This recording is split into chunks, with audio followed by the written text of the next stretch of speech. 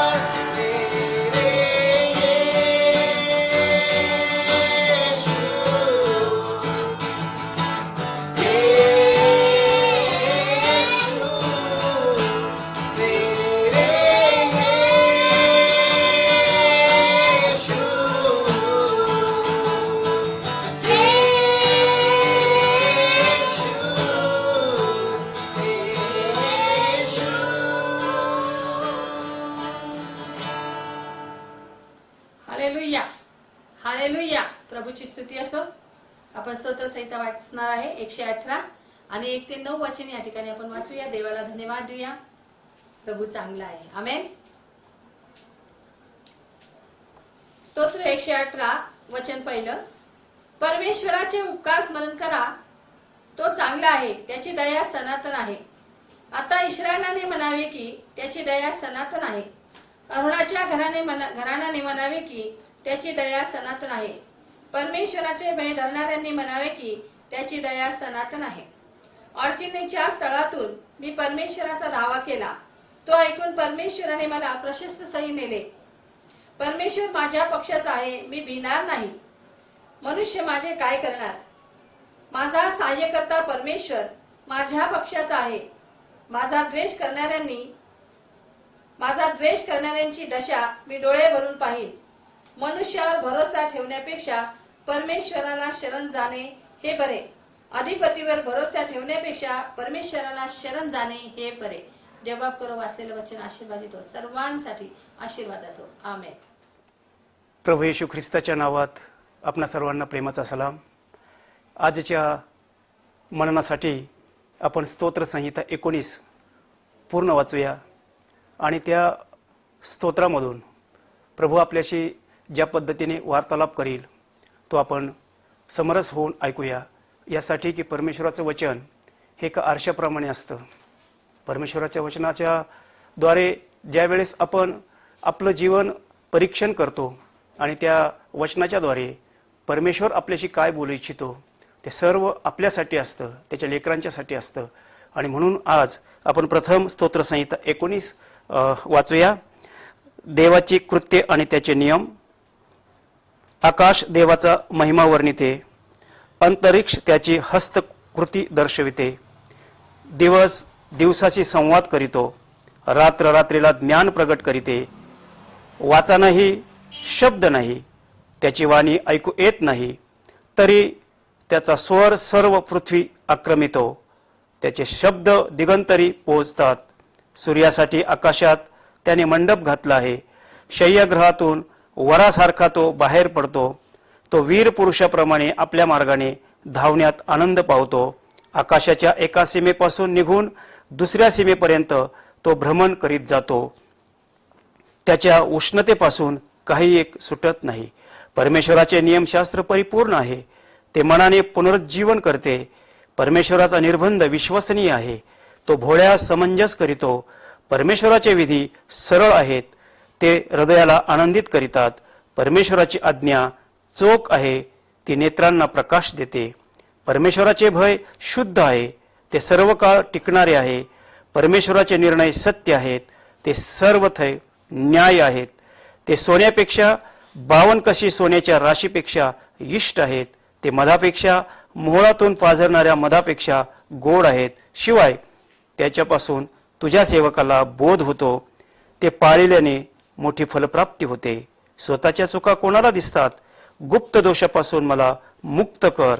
तसेच धिटाईने केलेल्या पातकांपासून आपल्या सेवकाला आवर. त्याची सत्ता माझ्यावर न चालो, म्हणजे मी पूर्ण होईन आणि महापातकापासून अलिप्त राहीन. हे परमेश्वरा, माझ्या दुर्गा, माझ्या उद्धारका, माझ्या तोंडचे शब्द व माझ्या मनचे विचार तुला मान्य असोत. वाचलेल्या वचनाच्या द्वारे दावीद स्तोत्राच्या द्वारे परमेश्वराचं महत्व, परमेश्वराच्या बाबतीमध्ये असलेले त्याचे नियम, निर्बंध, आज्ञा, वचन या सर्वांच्या बाबतीमध्ये स्पष्टपणे तो आपल्याला व्यवस्थितपणे समजावून सांगत आहे. विधी सरळ आहेत, निर्बंध पूर्णपणे आपल्याला स्वीकारण्यास योग्य आहे आणि त्याच्या आज्ञा ज्या आहेत की ज्या आज्ञांच्याद्वारे मनुष्याला फलप्राप्ती होते. परमेश्वराची वाणी त्याच्या वचनांच्याद्वारे तुम्हाला मला ऐकवयास मिळते. सर्व ज्यावेळेस आपण हे वचन वाचतो, हे वचनांच्याद्वारे सगळ्यात महत्त्वाचा एक आपल्याला बोध भेटतो आणि तो म्हणजे परमेश्वराचा निर्बंध विश्वसनीय आहे, तो भोळ्यास समंजस करीतो. परमेश्वर जर का कोणाला जवळ करत असेल तर तो प्रथम भोळ्यांना. म्हणून प्रभू येशू ख्रिस्त ज्यावेळेस आला त्यावेळेस त्यांनी स्वतः सांगितलं, मी दरिद्र्यास व गरीबास सुवार्ता सांगावयास आलेलो आहे. श्रीमंताच्या बाबतीमध्ये स्पष्टपणे त्यांनी चेतावणी दिलेली आहे की सुईला उंटाच्या नाकातून जाणं सहज सोपे आहे किंवा शक्य आहे, परंतु श्रीमंतांना देवाच्या राज्यामध्ये सहज शक्यता नाही किंवा ते अशक्य आहे. आणि म्हणून जे भोळे आहेत त्या भोळ्यांच्या बाबतीमध्ये परमेश्वराचा दृष्टिकोन फार जवळकीचा आहे. भोळ्यांना ज्ञान देण्यास परमेश्वराला आवडतं. भोळे हे परमेश्वराला फार आवडतात. आणि म्हणून भोळ्यांच्या बाबतीमध्ये त्या ठिकाणी सांगितलेलं आहे की परमेश्वराचं वचन भोळ्यांना ज्ञान देतं. देवाचं वचन मनुष्याला प्रकाश देतं. आणि सगळ्यात महत्वाचं की हे सर्व काही परमेश्वराचं भय, परमेश्वराचा आदर, परमेश्वराचे नियम, परमेश्वराचे निर्बंध, परमेश्वराचे विधी, परमेश्वराचे आज्ञापालन, हे सर्व काही मनुष्याला फलप्राप्ती आणि सुखद आनंद सहवास देणारे आहेत. आपल्याला सर्वांना ह्या दिवसांमध्ये जात असताना देवाकडून प्राप्त होणारी फलप्राप्ती, देवाकडून प्राप्त होणारे सौख्य किंवा आनंद, देवाकडून प्राप्त होणारं एक सांत्वन आणि सर्व गोष्टींची आज प्रत्येकाला गरज आहे. परंतु सर्व ज्यावेळेस परमेश्वर त्याच्या वचनाच्याद्वारे मनुष्याला जे जे देऊ इच्छितो ते ते देत असताना काही गोष्टींची परमेश्वराप्रती त्याच्या लेकरांची बांधिलकी आहे. आणि त्या बांधिलकीमध्ये सर्वात महत्वाचं त्याचे विधी पाळणे, त्याचे निर्बंध आचरण करणे, आज्ञांचं पालन करणे आणि त्याचे जे विधी, निर्बंध, आज्ञा आणि नियम भयग्रस्त हृदयाने, देवाचा आदरयुक्त हृदयाने या सर्व गोष्टींमध्ये आपल्याला परमेश्वर पाचारण करू इच्छितो. विधी सरळ आणि सोपे आहेत. एक विधी आहे, ज्यावेळेस आपण प्रभू येशू ख्रिस्तावर विश्वास ठेवतो, ज्या विश्वासाच्याद्वारे मनुष्याला पापांची क्षमा प्राप्त होऊन तो आपला आबा बाप्पा, तो आपला पिता होतो आणि आपण त्याची लेकरे होतो, त्यावेळेस एक युनिक असं नातं तयार होतं. जग आणि जगातील जे नातं आहे ते मनुष्याच्या दृष्टिकोनातून आकर्षित करणार आहे, परंतु देवाच्या दृष्टिकोनातून ते नाश पावणार आहे. नाश पावणाऱ्या परिस्थितीतून देवाचा पुत्र तुम्हाला मला पाचारण करतो, त्याच्या विधींमध्ये बोलावतो. ती विधी सगळ्यात महत्वाचं, ज्यावेळेस आम्ही त्याच्यावर विश्वास ठेवतो आणि आपण त्याला पश्चातापी हृदयाने, आपल्या भग्न आणि तुटलेल्या भयप्रद हृदयाने त्याला आपण बोलावतो, हे बापा मज पाप्यावर तो दया कर, माझ्या पापांची तो क्षमा कर, तूच माझ्या पापांच्यासाठी कालवरच्या वधस्तंभावर एकदाच मरण पावलास, खरं तर तू परमपवित्र होतास, तू आज्ञांकित होतास, अगदी लहानपणापासून आई वडिलांच्या आज्ञेत राहिलास, नियमशास्त्रामध्ये तू पारंगत होता, मुखोद्गत असं शास्त्र, मोशेचं शास्त्र तुझ्या मुखात अगदी प्रगट होणार असं होतं. आणि सर्व परिस्थितीमध्ये तू कसल्या प्रकारचा गुन्हा केलेला नव्हतास, तुझ्या हृदयामध्ये कसल्या प्रकारचं कपट नव्हतं, तू सर्वांग सुंदर होतास, तू आतून आणि बाहेरून परिपूर्ण असा पवित्र होतास, निरपराध होतास, तरीही आमच्या पापांच्यासाठी तू कालवरच्या वधस्तंभावर शापित मरण सहन करून आमच्यासाठी तू मध्यस्थी केलीस, ज्या मध्यस्थीच्याद्वारे आज आम्हाला जे समंजस ज्ञानप्राप्ती, ज्ञानाच्या विधींचं जे मार्गदर्शन, निर्बंध जे जे तुम्हाला मला आपल्या सर्वांना घालून दिलेले आहेत त्याची ओळख, आणि देवाच्या वचनांच्याद्वारे तुम्हाला मला एका आरशाच्या प्रतिबिंबात आपल्या स्वतःची पारख करण्याची तो एक आपल्याला शक्ती देतो. आणि ती पारख करत असताना दावीद ह्या स्तोत्र 19 मध्ये अगदी शेवटच्या 3-4 वचनामध्ये तो स्वतःची जबाबदारी ओळखून, स्वतःची परिस्थिती ओळखून, स्वतःच्या अंतःकरणाचं परीक्षण करून परमेश्वराकडे काही मागत आहे. देवाकडे मागणं हे त्याच्या भक्तांचं, त्याच्या लेकरांचं एक परम कर्तव्य असलं पाहिजे. त्याचं एक ड्युटी असली पाहिजे की मनुष्याने प्रत्येक वेळी परमेश्वराकडे मागावं.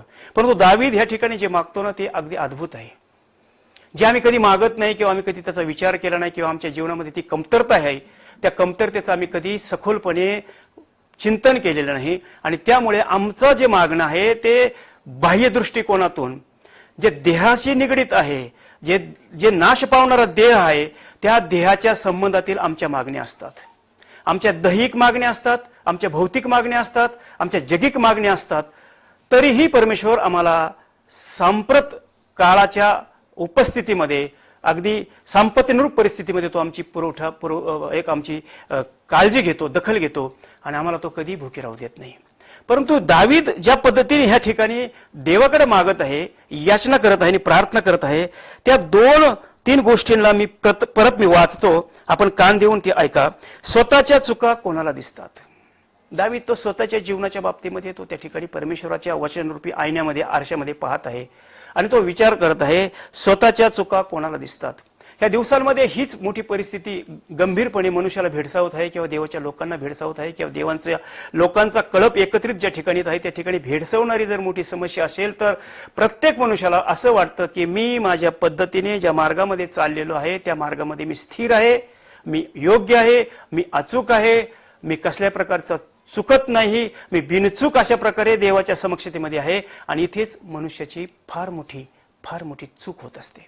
ह्या चुकीचे परिणाम जीवनामध्ये सर्व जे काय आपल्या जीवनामध्ये भोगायला लागणारे दुःख आणि दुःखाचे डोंगर असतात किंवा जे आमचा जीवन प्रवास असतो तो खडतर होतो, भयानक खडतर होतो. जसं पायामध्ये काटेरी मार्गामध्ये जात असताना पायामध्ये सगळे काटे आणि कुसळे रुतावेत, पाय रक्तबंबाळ व्हावा आणि पूर्ण जीवन अश्रूंनी भरलेलं असावं.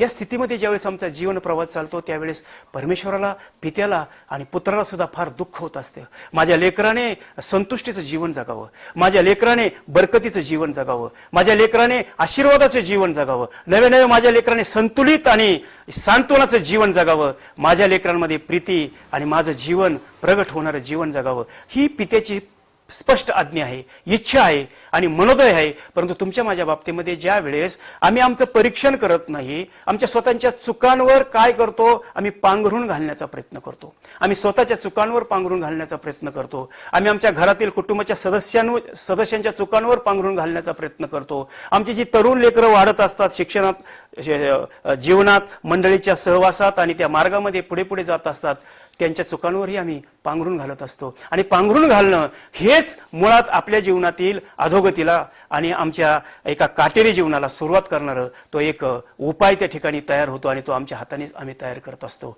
क्षमा करा या ठिकाणी सगळ्यात महत्वाचं, दावीद ज्या वेळेस त्या ठिकाणी स्वतःच्या जीवनाचं परीक्षण करून देवाला तो विचारतो, स्वतःच्या चुका कोणाला दिसतात, गुप्त दोषांपासून मला मुक्त कर. पहिली मागणी परमेश्वराच्या समक्षतेमध्ये दावीद हे ठिकाणी प्रथम जी मागणी करतो, प्रथम जे मागतो, याचना करतो, त्याच्यामध्ये प्रथम तो बोलतो गुप्त दोषांपासून मला मुक्त कर. मनुष्याच्या जीवनामध्ये जर पुढची जर वचनं वाचली तर हे 2-3 भयानक अशा स्थिती आहेत आणि या भयानक स्थितीतून आपल्याला अनुभव न घेता त्याच्यातून आपल्याला मुक्त होणं नितांत गरजेचं आहे. आणि म्हणून स्वतःच्या चुका कोणाला दिसतात, गुप्त दोषांपासून मला मुक्त कर. नंतर 13 वचनामध्ये तसेच धिटाईने केलेल्या पातकांपासून आपल्या सेवकाला आवर. पुढे असं म्हटलंय त्याची सत्ता म्हणजे कोणती, धिटाईने केलेल्या पापाची सत्ता माझ्यावर न चालो म्हणजे मी पूर्ण होईल. आणि शेवटी असं म्हटलंय महापातकापासून अलिप्त राहीन. हे परमेश्वरा, माझ्या दुर्गा, माझ्या उद्धारका, माझ्या तोंडचे शब्द व माझ्या मनचे विचार तुला मान्य असोत.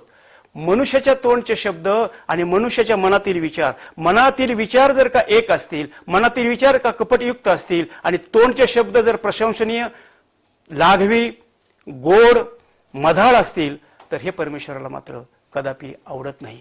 परमेश्वराला वीट आणणारे शब्द म्हणतात. परमेश्वर अशांची प्रार्थना सुद्धा ऐकत नाही. परमेश्वराला विनवणी करत असताना जर का आमच्या मनाचा विचार, आमच्या मनाचे संकल्प, आमच्या मनाचा मनोदय जर का तो परमेश्वराला ग्रहणीय योग्य असेल, परमेश्वराला जर का तो प्राप्त किंवा त्याला सुखद अनुभव देणारा असेल आणि त्या मनातील विचारांच्या बरोबरीने तोंडातून मुखातून प्रगट होणारा शब्द, ह्या दोघांची युती, ह्या दोघांचा समेट ज्या वेळेस परमेश्वराच्या समक्षतेमध्ये आपण प्रगट करतो त्याच वेळेस परमेश्वराला सुखद अनुभव, सुखद आनंद आणि परमेश्वराची संतुष्टी मनुष्याच्या फलप्राप्तीमध्ये प्रगट होत असते.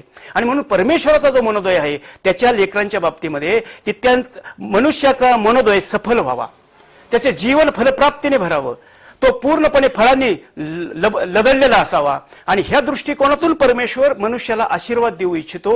म्हणून परमेश्वर जे काही त्याच्या दासांकडून, त्याच्या सेवकांकडून, त्याच्या शिष्यांकडून जे मागतो त्या मागणीमध्ये सगळ्यात महत्वाचं त्याचे विधी जे आहेत ते विधी आपण काटेकोरपणे पाळणं नितांत गरजेचं आहे. जे जे तुम्हाला मला सांगतो ते आम्हाला आकलन करणं, समजून घेणं हे नितांत गरजेचं आहे. अनेक वेळा आम्ही त्याच्या शब्दांच्या द्वारे त्याचं जे काही आकलन करणं नितांत गरजेचं असतं. त्या प्रत्येक शब्दांवर ज्या पद्धतीने आपण मनन करून त्या मननाच्या द्वारे परमेश्वराला जे काही इच्छित आहे, परमेश्वराला नेमकं जे पाहिजे आहे तेच आम्ही अनेक वेळा विसरतो. आम्हाला जे पाहिजे, आमचं मनाची संतुष्टी ज्याच्यामुळे होते, आमच्या बोलण्याने किंवा आमच्या सगळ्या वाक्चातुर्याने जो ऐकणारा जो श्रावक आहे किंवा श्रोतावर्ग आहे तो संतुष्ट कसा होईल, या दृष्टिकोनातून ज्यावेळेस आम्ही व्यवहार करतो, या दृष्टिकोनातून ज्यावेळेस आमचे शब्द प्रयोग शब्द विचार होतात आणि आमच्या हृदयातील जो हेतू असतो, एक मनुष्याचा मोठेपणा, मनुष्याचा मीपणा, मनुष्याचा अहंकार, मनुष्याचं जीवन जे जे नाशासाठी कारणीभूत असतं, मनुष्याचा जो मीपणा किंवा घमेंडपणाचा असतो, जे देवाला आवडत नाही. देवाला काय आवडतं? देवाला आवडतं भोळेपणाचं जीवन. म्हणून अगोदरच सांगितलेलं आहे की तो भोळ्यांना सुज्ञ करीतो. सुज्ञ हृदय देणारा जिवंत परमेश्वर आपला आहे पहा. म्हणून ज्यांना समजत नाहीये, ज्यांना कळत नाही, अशांच्या बाबतीमध्ये तो म्हणतो तुम्ही मागा म्हणजे मी तुम्हाला विपुल असं देईल. परमेश्वर कसल्याही प्रकारचा हात राखून देत नाही, तो विपुलतेने देणारा परमेश्वर आहे. विपुलतेने ज्यावेळेस आपण म्हणतो त्यावेळेस आठवण आली पाहिजे की त्याचा एकुलता एक पुत्र जो परमपवित्र होता, लाखात एक होता, गोंडस होता, 52 कशी सोन्यापेक्षा इष्ट असा होता, मात्र पूर्णपणे त्यांनी स्वतःला देऊन टाकलं. कशासाठी देऊन टाकलं? तर तुमच्या माझ्या प्रीती खातर, तुमच्या माझ्या जीवनाचा नाश होऊ नये, तुमचं माझ्या जीवनाचा ऱ्हास होऊ नये, तुमचा माझा जीवनाचा शेवट होऊन शापामध्ये आपण अधोलोकात जाऊ नये, म्हणून परमेश्वराने तुम्हाला मला त्याच्या पुत्राच्या करवी एक नातं प्रस्थापित केलेलं आहे. जे तुटलेलं होतं, जे दुरावलेलं होतं, अशांना त्याने जवळचं केलं. एकच त्यांनी वाणी आणि आरोळी मारली, अहो कष्टी हो भाराक्रांत जन्मो तुम्ही मजकडे या, मी तुम्हास विसावा देतो. आज मनुष्याला विसाव्याची नितांत गरज आहे. या विसाव्यासाठी मनुष्य आज त्राही करत आहे, भटकत आहे, अहोरात्र परिश्रम करत आहे, घाम गाळत आहे. मात्र नेमकं परमेश्वर जे अब्रामाच्या बाबतीमध्ये त्यांनी महत्कृत्य केली, कोणतं? फक्त सांगितलं, आज्ञा केली आणि देव बोलला, अब्रामाने मान्य केली आणि फक्त एकच म्हटला, काय आज्ञा? जसा परमेश्वर त्याला बोलला, मी सांगेल तसं तू कर, ज्या देशाला जायचं तिथे तू जा. आणि खरोखर त्या विश्वासाच्या द्वारे अब्राहम एका राष्ट्राचा जनक झाला, विश्वासणाऱ्यांचा जनक झाला. त्याला पिता म्हटलं गेलं. विश्वासाचा पूरक असा जनक म्हणून त्याची एक वाखाणणी केली गेली, प्रशंसा केली गेली. त्यांनी फक्त एकच काम केलं, विश्वासाने परमेश्वराच्या वचनांचं, परमेश्वराच्या वाणीचं आज्ञापालन अब्राहमाने केलं.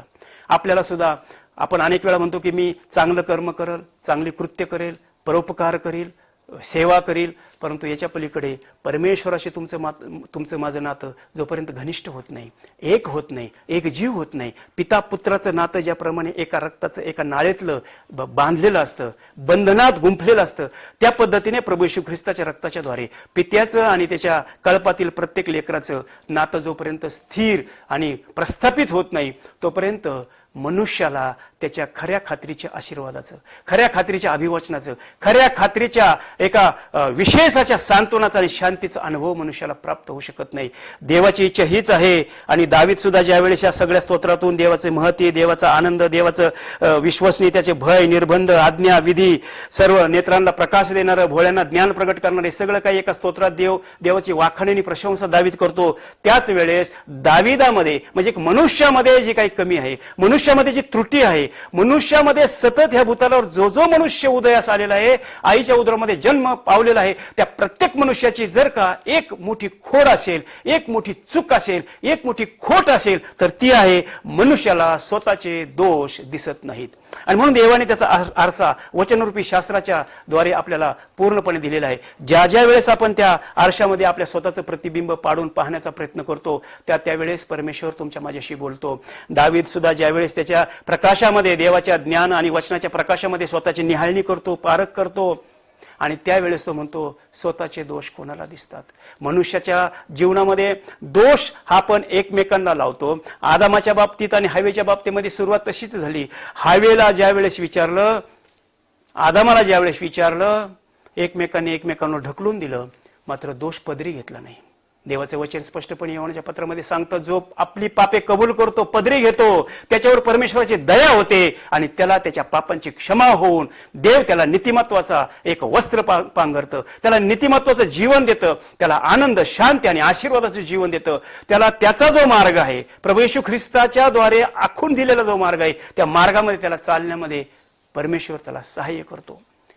ह्या दिवसांमध्ये हेच होत आहे. मनुष्य स्वतःच्या चुकांच्या बाबतीमध्ये, स्वतःच्या दोषांच्या बाबतीमध्ये, अवतीभोवती कुणी आपल्याला नावं ठेवील ह्या भीतीपोटी. कारण आदामाच्या जीवनामध्ये तेच घडलं. ज्यावेळेस ते फळ खाल्ल्यानंतर त्यांची नजर स्वतःकडे गेली, त्याच वेळेस त्यांना त्यांची नग्नता दिसली. नग्नता ही भयानक अशा पापाचं ते निदर्शक आहे, ते चिन्ह आहे. आणि ज्यावेळेस त्या स्वतःच्या नग्नतेकडे लक्ष गेलं त्यावेळेस त्यांनी ते स्वतःचे दोष झाकण्यासाठी एका वृक्षाची पानं, अंजिराच्या पानांची कटिवेष्टन तयार करून स्वतःला त्यांनी लेविलं आणि स्वतःला झाकण्याचा, स्वतःला झाडामागे लपण्याचा आणि परमेश्वराची फारकत, परमेश्वराचा संपर्क, परमेश्वराच्या सहभागितेपासून तुटण्याचा त्यांनी केविलवाना प्रयत्न केला. हा जो केविलवाना प्रयत्न आहे तो परमेश्वराला आवडत नाही. परमेश्वराने मनुष्याला यासाठी निर्माण केलेला आहे की त्याच्या सहभागितेमध्ये आपण सतत असावं. देवाचा पुत्र ज्या वेळेस देहधारी झाला, शब्द देही झाला आणि मनुष्यामध्ये वस्ती केली, त्या वस्तीच्या पाठीमागे एकच हेतू होता. मनुष्य जो पापाच्यामुळे देवापासून तुटलेला आहे, विलग झालेला आहे, त्या मनुष्याला पुन्हा परमेश्वराच्या पवित्र सहभागितेमध्ये पाचारण करणं, सहभागितेमध्ये स्थिर करणं, सहभागितेच्याद्वारे त्याचे विधी पालन करणं, सहभागितेच्याद्वारे निर्बंध आचरण करणं, सहभागितेच्याद्वारे आज्ञा पालन करणं, सहभागितेच्याद्वारे देवाचा प्रकाश स्वतःवर प्रकट करून एक प्रकाशाचे वाहक बनणं, यासाठी परमेश्वराने देवाच्या पुत्राच्याद्वारे, प्रभू येशू ख्रिस्ताच्याद्वारे एक योजना पूर्णपणे तयार करून तुमच्या माझ्यासाठी स्थिर केलेली आहे. आमचा एकच हेतू आणि उद्देश असला पाहिजे. दावीद या ठिकाणी तेच सांगत आहे, स्वतःच्या चुका कोणाला दिसतात, गुप्त दोषांपासून मला मुक्त कर. आम्हाला जर का मुक्त व्हायचं असेल, का माहितीये का? कारण देवाच्या आसक्तीमध्ये जर यायचं असेल, देवाच्या सहवासात जर तुम्हाला मला यायचं असेल, देवाच्या एका संगतीमध्ये निर्भयपणे जर जीवन जगायचं असेल, तर सगळ्यात महत्वाचं एका गोष्टीपासून तुम्हाला मला मुक्त होणं नितांत गरजेचं आहे. आणि ते सैतानाने एका जोखडामध्ये, एका बंधनामध्ये प्रत्येक मनुष्याला असं काही जखडून ठेवलेलं आहे की त्या जोखडातून आम्ही सहज मुक्त होऊ शकत नाही. आणि म्हणून प्रभू येशू ख्रिस्त सुद्धा एका ठिकाणी म्हटला, माझे झू आपणावर घ्या, माझं जोखड आपणावर घ्या. ते जड नाहीये, ते ओझ हलकं आहे, सहज आहे. आणि त्यापासून मी जे तुम्हाला शिकविल तुम्ही शिका आणि माझ्याबरोबर चला. प्रभू येशू ख्रिस्त तुम्हाला मला त्याच्याबरोबर चालण्यासाठी बोलावलेलं आहे.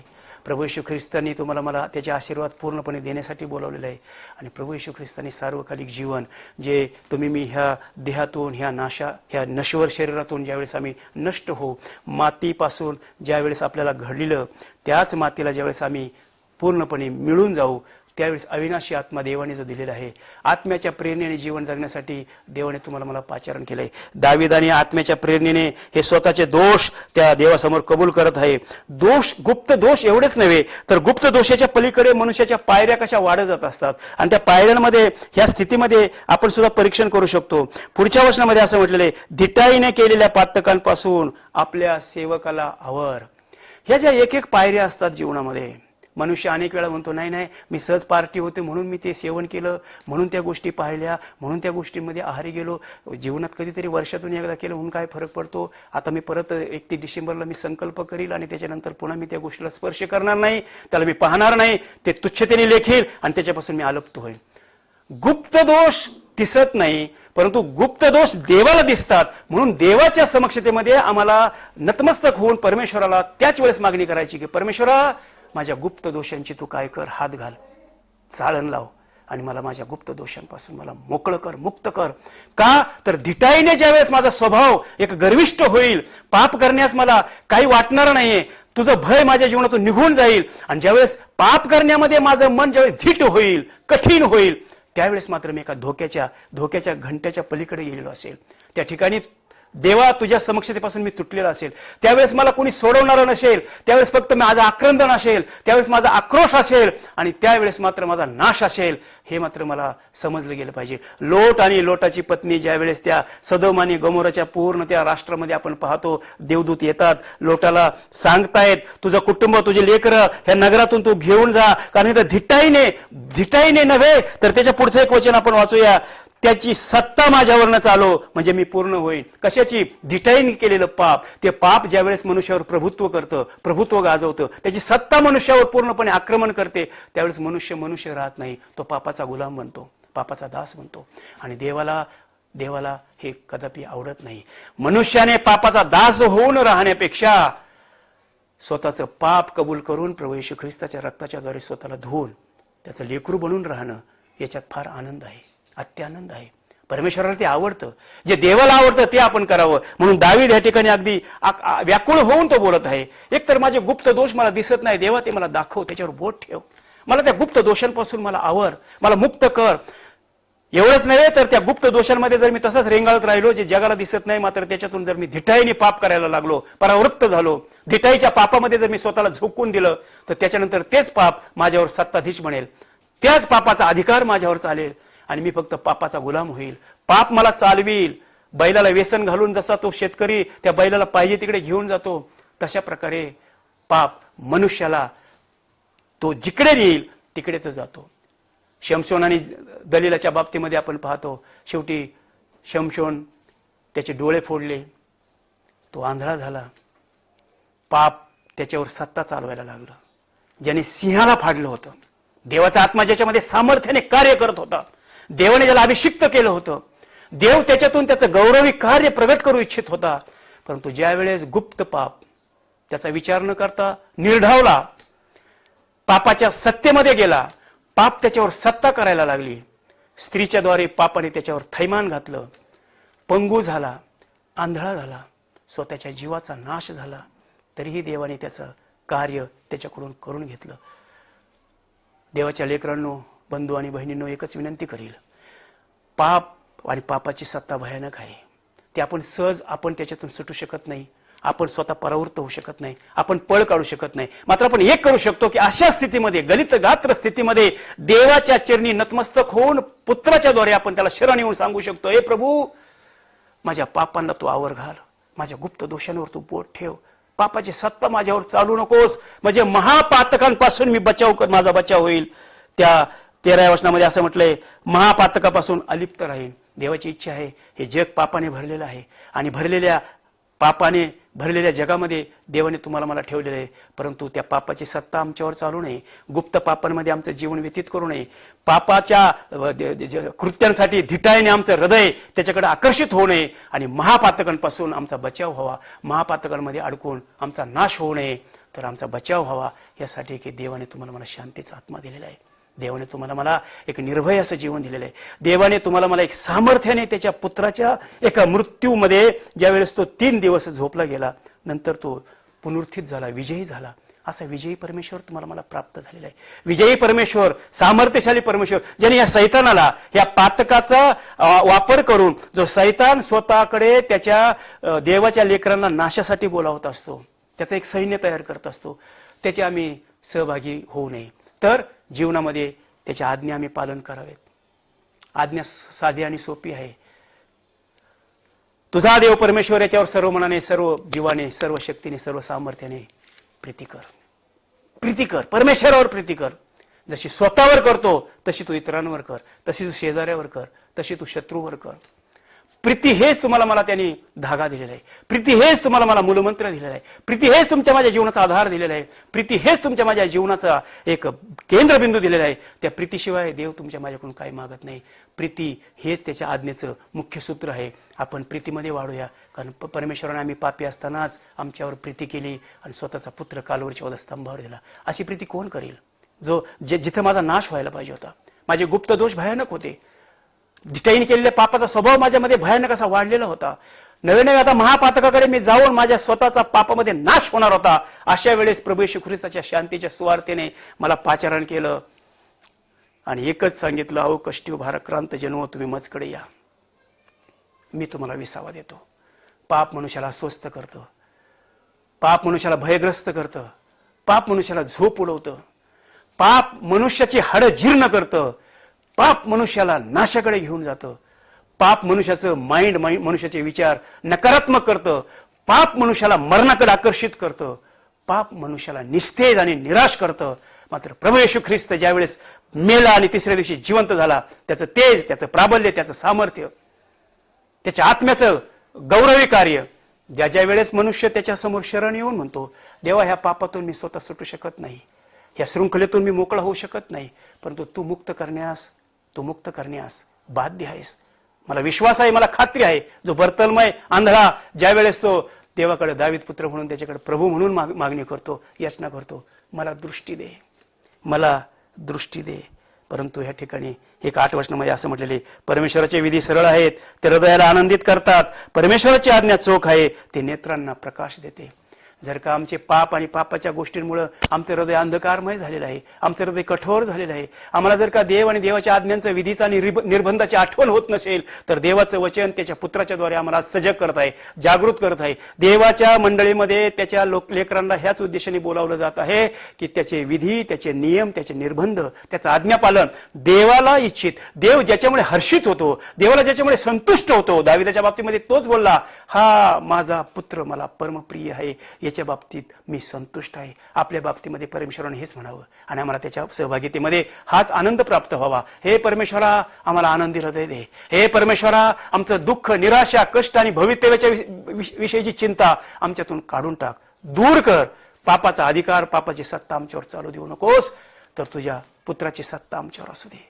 पुत्राने जे रक्त निर्दोष आणि निष्कलंक सांडलं, त्या रक्ताच्या द्वारे आम्हाला धू, आम्हाला निर्दोष मोकळं कर.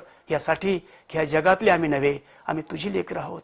आमच्यासाठी तू फार मोठं कष्ट सहन केलेलं आहे, फटके खाल्लेले आहेत, जखमांनी भरलेला आहेस, रक्तबंबाळ झालेला आहेस, आम्हासाठी कोरड पडली, तुझ्या मुखातून शब्द बाहेर पडले नाही. तूच आमच्या जीवनासाठी पूर्णपणे अर्पिलास. तू पूर्ण आज्ञापालन केलंस, पूर्ण आज्ञापालन केलंस. पापाचा स्पर्श तुला तू स्वतः स्वीकारला नाहीस, होऊ दिला नाहीस. निष्कलंक, निर्दोष आणि निष्पाप असा तू स्वतःला सादर केलं. पिता तुझ्यामुळे संतुष्ट झाला आणि तिसऱ्या दिवशी जिवंत होऊन आमच्या पापांच्यासाठी मध्यस्थी केली.